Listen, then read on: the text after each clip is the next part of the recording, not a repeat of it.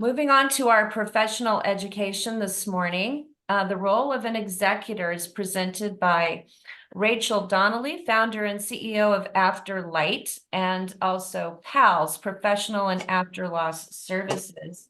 Rachel helps manage the unavoidable tasks of after loss and legacy planning so that individuals and families can stop wondering what they should be doing and get back to the things that matter. She has been interviewed on Wealth Matters, Money Matters, Grief is My Side Hustle, Best Life, Best Death, Senior Living Live, Mojo Rising, and Money is Emotional podcasts. She has been featured by Funeral Insider, Canvas Rebel, Lantern, Help Text, Farewellings Are Heroes, Circle of and Oak Tree Memorials. Rachel is on a mission to help the living deal with the dying. An alumna of Agnes Scott College with a BA in political science, Rachel's dedication to community service is evident in her board membership at Love Not Lost and involvement with the Atlanta Estate Planning Council. She is currently working on her first book, which will be a tapestry of stories of her experiences with loss and lessons from her journey in after loss consulting. Rachel lives in Atlanta with her husband, Zach, their 2 children, and their adorable black lab, Rhett Butler. Rachel, thank you so much for coming today and sharing what you do with us. We are very honored to have an opportunity to have you present. And I'm so glad to be here. Please use the chat for questions and answer feature, by the way, everyone, so that we can make sure to, or raise your hand so we can make sure to get to you through the presentation. Sorry, Rachel, go ahead. Thank you. Yeah, no worries. Well, thanks so much for having me, Karen. I'm so excited to be here. And I was really hoping to do this presentation in person because I love Idaho. It's one of my favorite places on earth. My husband and my kids and I, we drove out there about 2 years ago for a summer vacation and just wished we could live there full time. So hold on, make sure I'm sharing the right one. You guys don't want to see my notes, so let's see. There we go.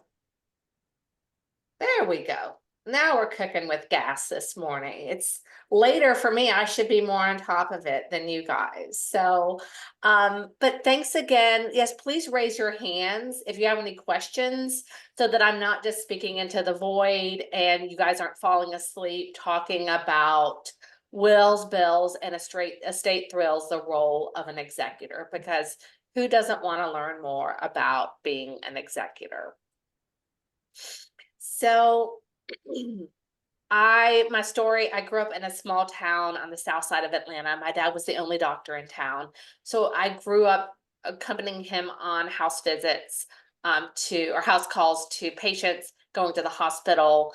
My dad unfortunately passed away when I was a teenager. So I was introduced to, unfortunately, death at a very young age and sickness and so dying. So I just grew up with a very, not comfort level, but just it was something that I had been introduced to, unfortunately, at a young age. Fast forward after I had graduated from college and gotten married, my mom got sick very suddenly and passed away, leaving me to take care of my uncle, her brother, who was in latter stages of Parkinson's disease. He passed away a couple of years after that, and I was now settling not only my mom's estate, but my uncle's estate in tandem. My mom's estate took me 7 years to be discharged as the executor, and my uncle's took me 2.5, all while trying to raise 2 small children, work full time, do the laundry, decide what's for dinner. And it is a completely overwhelming and all-encompassing role.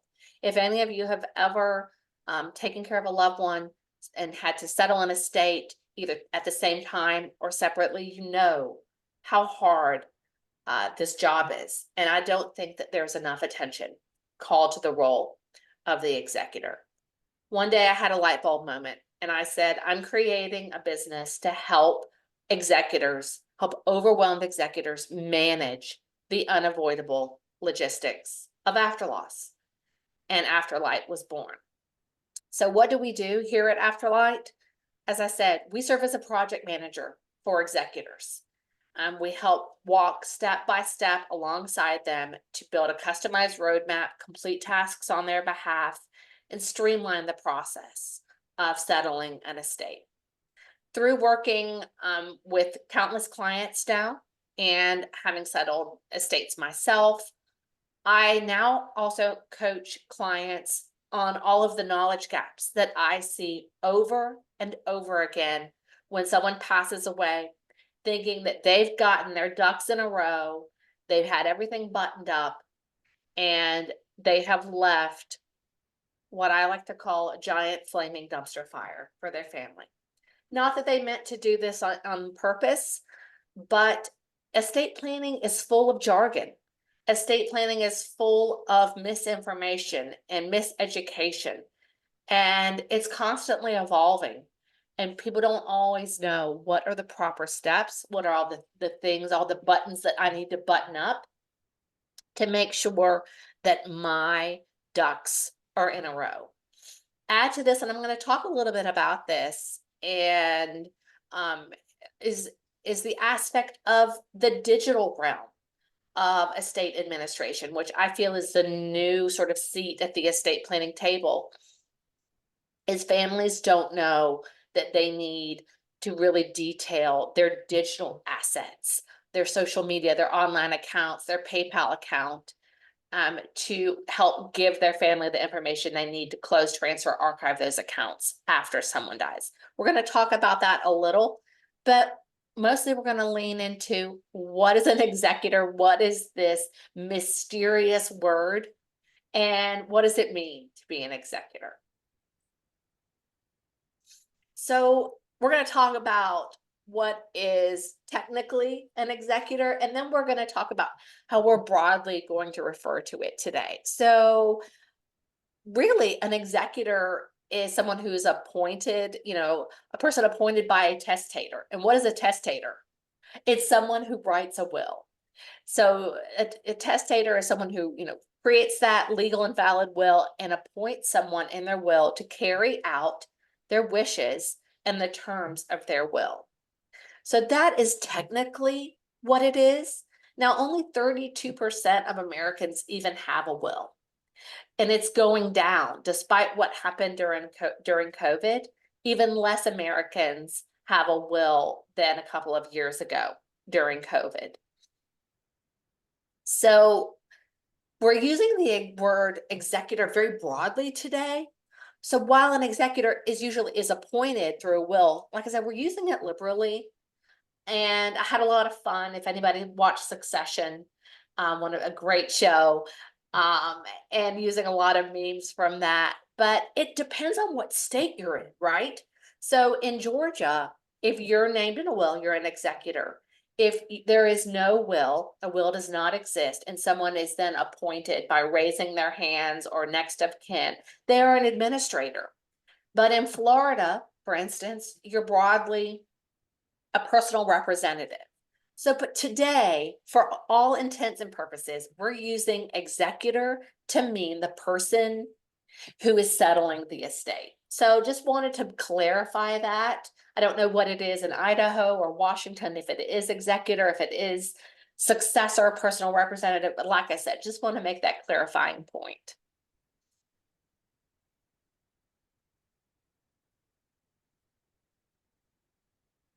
So I'd love if anyone feels so brave this morning to maybe put in your own words what you think an estate is.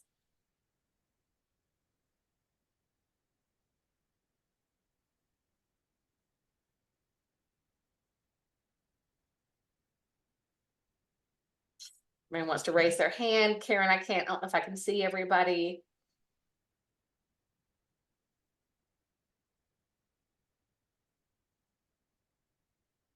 Put it in the chat. Let's see, what have we got? I think an estate is the legal management of one's personal belongings and assets. Assets and liabilities. Oh, Cheryl, Charlie, you are so stinking smart. You are correct. what I owe and what you own. I always say, put it as simply as we can. Your estate is what you owe and what you own. And I think that that is the best way to think about it, because people automatically think that that an estate is this, you have to be rich to have an estate. You have to have a certain amount of money to have an estate. I mean, it sounds so grandiose to say my estate, but it's simply what you owe and what you own. And here's another you know, misunderstanding, is that people automatically think that probate and estate administration are the same thing. And while they, yes, can go hand in hand, estate administration refers to the overall process of managing and distributing assets of a deceased person, while probate is the legal process where a court validates a will in order for it to become a directive of who gets what. So not all estates go through the probate process. So probate is an aspect of estate administration. So just wanted to make that clarification. So I'd love to throw in this fun fact is, did you know that it takes an executor roughly 570 hours of effort on average to settle an estate? Whose mind is blown by that? Or who knew that?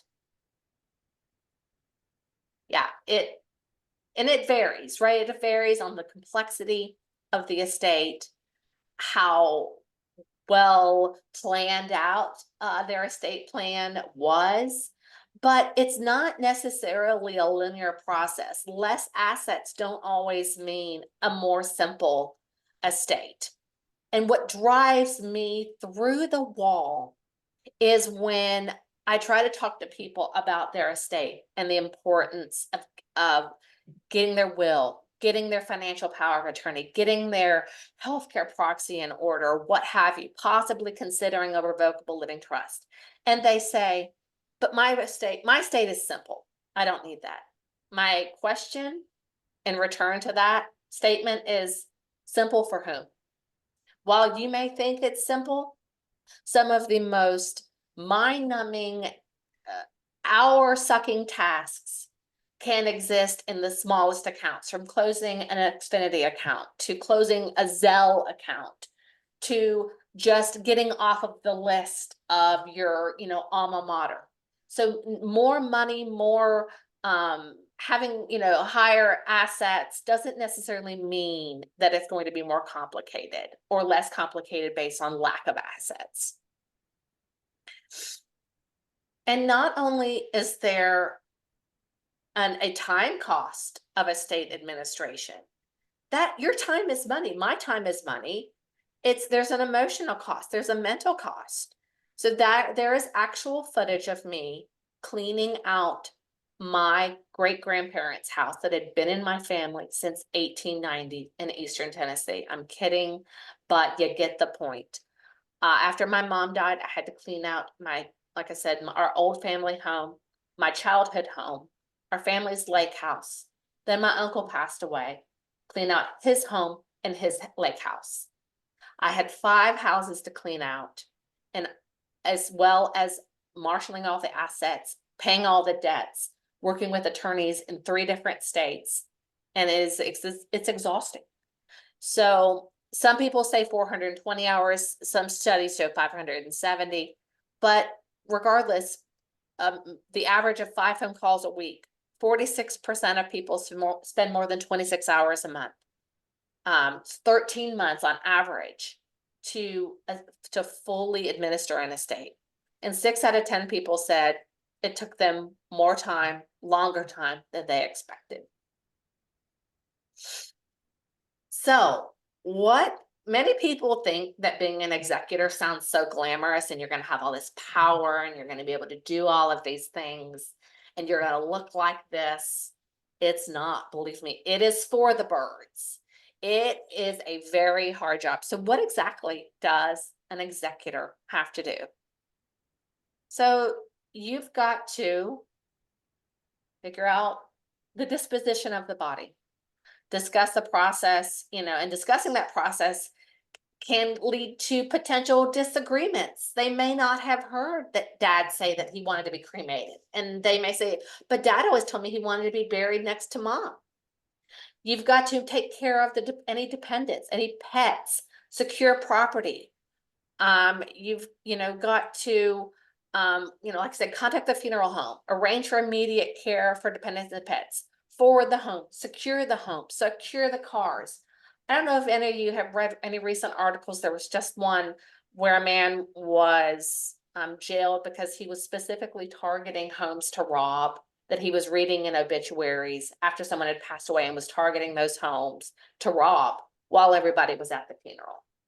So making sure the house, the cars, the boats, the whatever you have are secured is part of that, those immediate steps.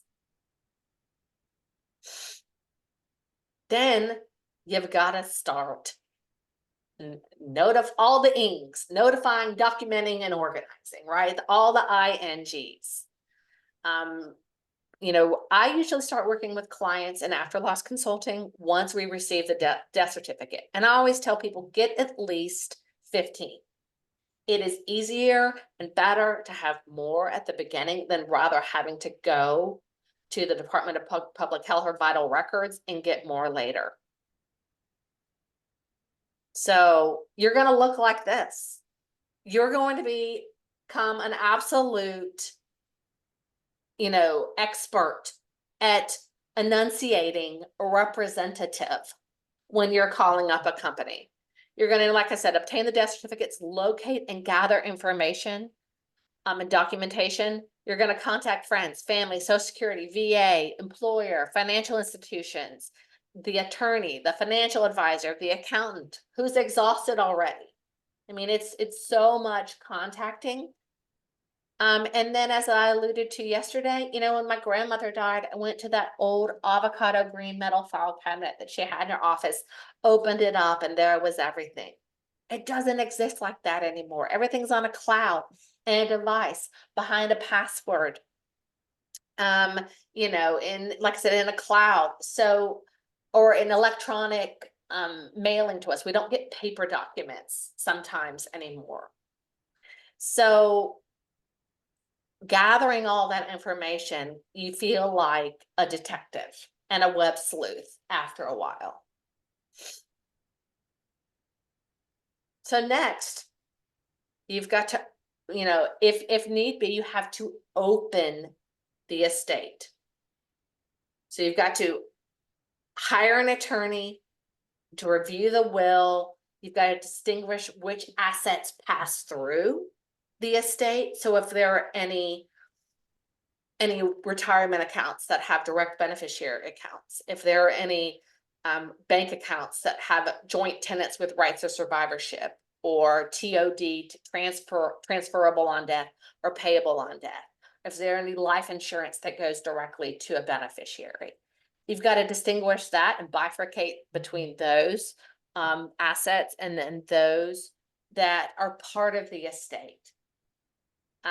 Then you've got to, like I said, if need be, initiate probate and issue notices to any debtors and creditors or anybody who may have owed the decedent money. And then you've got to notify all the beneficiaries of the estate. Then comes the fun part, the actual estate administration, which is the challenge of marshaling assets, closing, transferring, archiving accounts, including all those digital we just talked about, requesting any life insurance policies, collecting any pays or debts, filing personal income tax returns, liquidating tangible personal property, cleaning out and selling house. You've got to figure out what to do with mom's precious Hummel figurine collection and that stamp collection she told you was worth so much your entire life, the big brown furniture, the crystal, on and on and on. And then, as I alluded to earlier, this makes an executor's job 10 times harder. There's a lot of times those digital assets are not in trusts or estate plans. So your Facebook account, your PayPal, your LinkedIn, your Netflix, all your Marriott points, your Delta Sky miles. And so tracking all of those down, following along with what your loved one would have wanted, as well as adhering to possibly the terms of service behind those accounts with those custodians can prove to be very, very difficult. And I can't tell you the number of times that I work with clients who've lost their loved one and they don't have the unlock code to their phone. They don't know what email accounts they use to access their Gmail account, their iCloud account. They don't know, like I said, any passwords, and we can talk about that later, but they don't know all these things, and therefore sometimes they can be permanently locked out of their loved ones' lives. And what breaks my heart, I had a widower last year who lost his wife tragically, unexpectedly. He did not know the unlock code to his phone. They were both photographers. They traveled all over the world. He has now lost all of their vacation photos together, and Apple will not hand over the unlock code to her phone.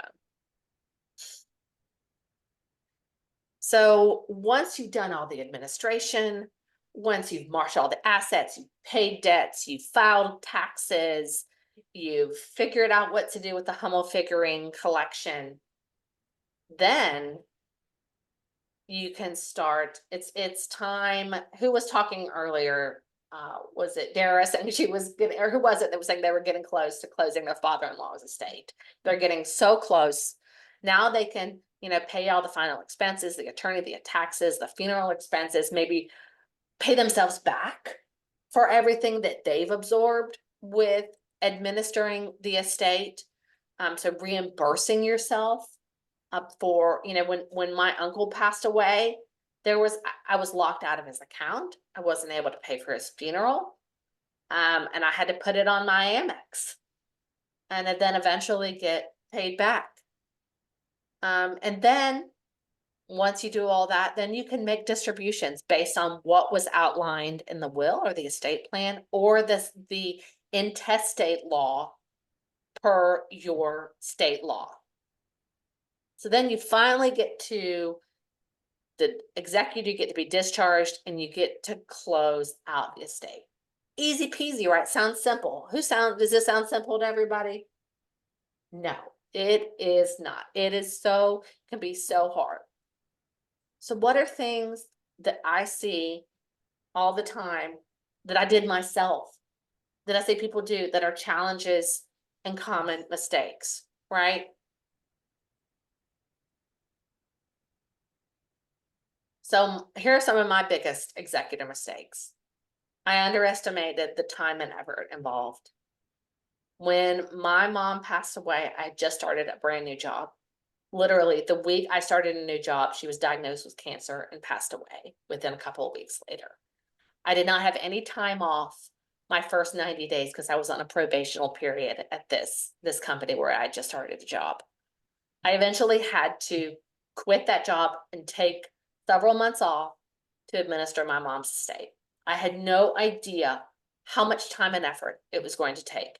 And time and effort that usually has to take place during regular business hours, Monday through Friday. You're having to call these companies, meet with attorneys, meet with the accountant, the financial advisor, call the life insurance company, go to the bank, get a medallion certification or a notary. All that usually needs to happen during regular business hours. Another mistake I made was not interviewing at least 3 trust and estates attorneys for where I had to open the estate. I had to open the estate for both my mom and my uncle in 3 different states because there was ancillary, there was property in different states. Somebody said, oh, my dad's brother is an attorney, or my dad's neighbor, what have you. That doesn't mean that they are an experienced estate planning attorney with that, working with estates in and out.